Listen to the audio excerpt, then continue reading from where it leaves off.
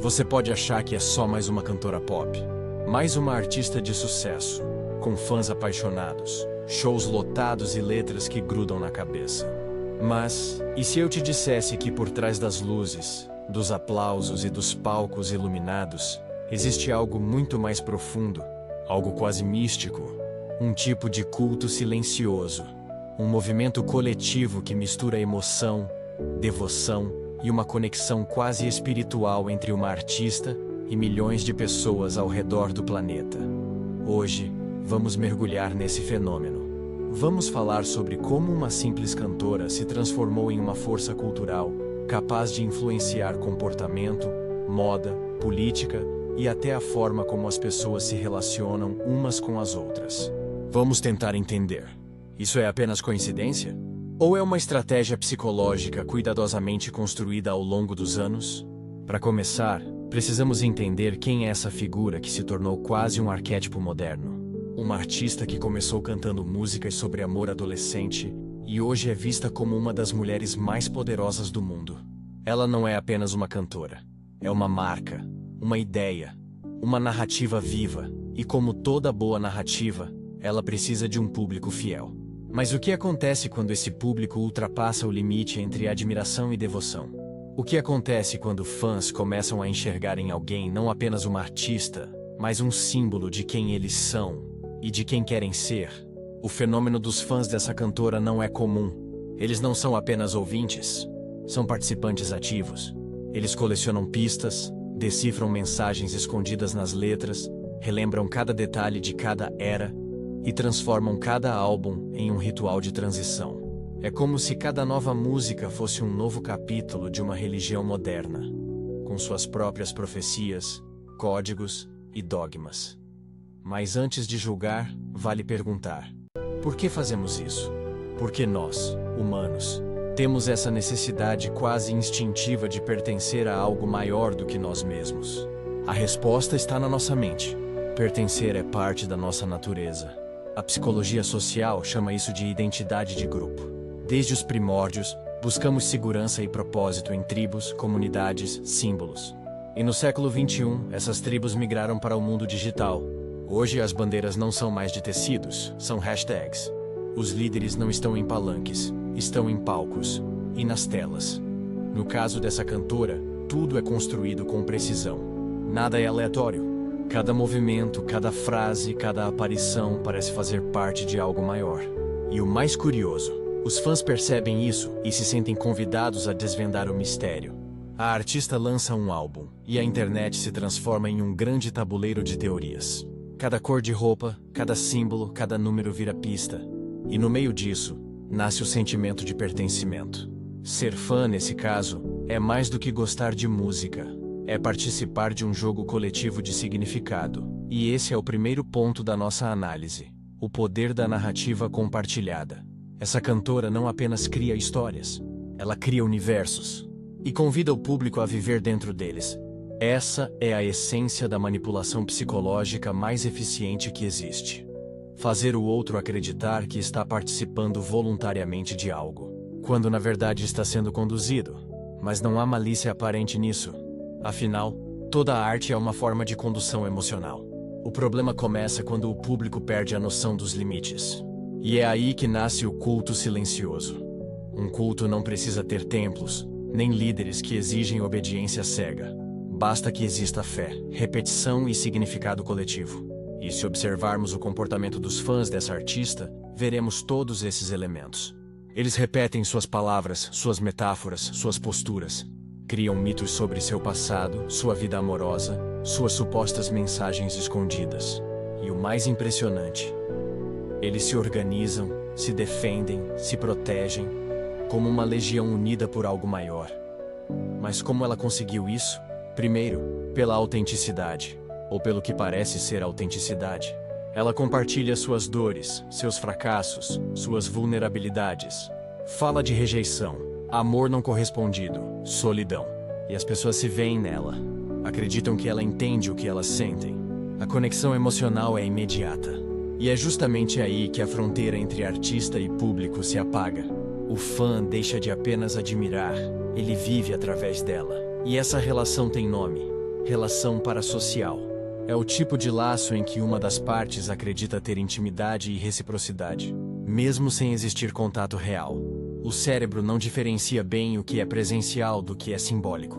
Por isso, quando uma celebridade fala diretamente com a câmera, o cérebro do espectador reage como se estivesse em uma conversa real. A emoção é verdadeira. A dopamina é real. O apego também. E é aí que entra a genialidade da estratégia, consciente ou não. Essa artista se comunica como se falasse com uma amiga próxima. Compartilha sentimentos, códigos e gestos que parecem íntimos, exclusivos. Mas essa intimidade é transmitida para milhões. O resultado? Milhões de pessoas sentindo que são especiais, únicas, escolhidas.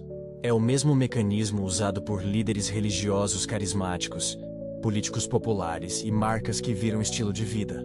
A diferença é que, nesse caso, tudo é embalado por melodias, performances e uma estética cuidadosamente planejada. Cada álbum é uma era, uma fase simbólica. Cada visual representa uma nova identidade. E sem perceber, os fãs acompanham essas metamorfoses como se fossem parte da jornada pessoal da artista. Eles não apenas escutam, eles vivem a história junto com ela. E o mais curioso, toda vez que ela muda, o público também muda. É um ciclo de renascimento coletivo, um rito de passagem moderno. Ela muda o cabelo, o tom, o discurso, e os fãs ajustam sua estética, sua visão de mundo, seu humor. É a sincronização social perfeita. Mas isso levanta uma questão. Será que estamos apenas acompanhando uma cantora? Ou participando sem perceber de uma experiência emocional cuidadosamente roteirizada? A resposta talvez esteja na forma como ela comunica seus segredos. Sim, porque ela transformou o mistério em combustível. Easter eggs, códigos, letras cifradas, símbolos escondidos em clipes. Tudo isso mantém a mente do público ativa, curiosa, viciada em descobrir. A psicologia chama isso de efeito do reforço intermitente. É o mesmo mecanismo usado em cassinos e redes sociais. Você nunca sabe quando virá a recompensa, mas continua jogando. Nesse caso, a recompensa é a sensação de ser um dos poucos que entenderam a mensagem. E isso é viciante. Por isso, cada novo lançamento vira uma caça ao tesouro coletiva. O fandom inteiro se mobiliza, cria teorias, debate, entra em transe. E a artista observa, interage sutilmente, alimenta a chama. Nunca o bastante para revelar tudo, mas o suficiente para manter a busca viva. Isso é narrativa viva. Isso é controle simbólico. Mas o que acontece quando o símbolo se torna mais poderoso que a pessoa? Quando o nome deixa de ser apenas um nome e passa a representar um ideal, uma crença, aí o culto deixa de ser silencioso. Ele vira parte da cultura. Hoje, essa artista é mais do que uma cantora. Ela é uma metáfora ambulante para empoderamento, recomeço, superação. Ela é usada como referência moral, como argumento político, como símbolo de identidade feminina. E isso é perigoso, não por ela, mas pelo poder que o público concede. Quando idolatramos alguém, deixamos de olhar para dentro. Projetamos no outro o que gostaríamos de ser. E toda vez que fazemos isso, entregamos parte do nosso poder pessoal. A idolatria nos dá conforto, mas também nos prende. E é exatamente por isso que esse fenômeno é tão fascinante. Porque ele mostra o quanto o ser humano ainda precisa acreditar em figuras maiores que a vida. Podem ser deuses, heróis, gurus ou estrelas do pop. O nome muda. A necessidade não. Esse culto silencioso não é algo que ela criou sozinha. É um reflexo de quem somos como sociedade. Vivemos em um mundo fragmentado, solitário, hiperconectado, mas emocionalmente vazio. As pessoas querem pertencimento, querem propósito, querem sentir algo real. E ela oferece tudo isso em uma embalagem perfeita. Emoção, comunidade, narrativa e catarse. Mas há um preço. Alguns fãs se perdem, esquecem de si mesmos. Começam a viver para defender, explicar, justificar cada ação da artista. Transformam opiniões em ofensas pessoais. E aí o culto mostra seu lado sombrio, porque o amor cego é perigoso. E quando milhões acreditam que alguém é intocável, qualquer crítica vira blasfêmia. A história já mostrou o que acontece quando líderes carismáticos ganham poder absoluto sobre a mente das pessoas. A diferença é que, agora, o palco é digital. E o sagrado se veste de glitter e microfone. Então, no final das contas, será que tudo isso é coincidência? Ou estamos diante de uma das estratégias psicológicas mais sofisticadas da era moderna? Talvez as duas coisas. Talvez seja apenas o reflexo perfeito de um mundo que confunde emoção com verdade e popularidade com significado. Mas o fato é, existe algo especial nessa artista e no laço que ela criou com o público. Algo que vai muito além de música. Ela construiu uma narrativa onde cada um se sente parte. E quando isso acontece, o mito nasce, o culto silencioso segue crescendo. A cada nova era, a cada nova letra, a cada novo olhar. E o mais curioso é que ninguém o chama de culto.